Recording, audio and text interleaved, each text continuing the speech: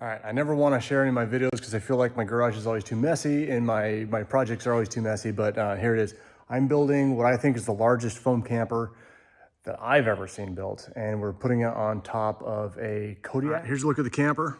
So you can see we have 2-inch 250 foamular that I just get from Home Depot. And we're gluing it together with, where is it? This stuff right here. Works pretty good. I tried just the expanding foam and it was pushing the joints apart too much.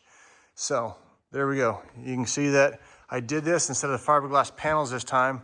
I have some tumble home in the back. I don't know if it's tumble home, if it's on the side. But anyway, and then we curve it in the front a little bit.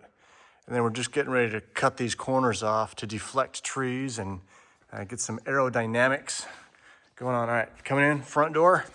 I'm gonna have 2 exterior steps, 2 steps inside, have shoe storage on both sides.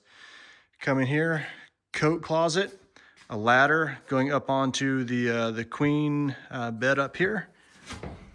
This is gonna be a corner shower. I have it drawn out a little bit wrong, but corner shower, queen bed for the boys, a dinette, queen size bed for us, sink, and stove.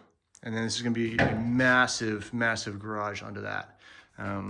Skylights, a rooftop tent, windows all around. It's gonna be awesome. All right, let's see if we can get a better view of this thing. All right, so that's kind of the view. This is just an overhang to protect the rear window and the spare tire carrier and stuff.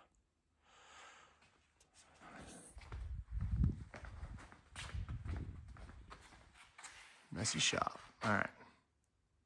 There we are, kind of view from the front. Huge cab over camper. All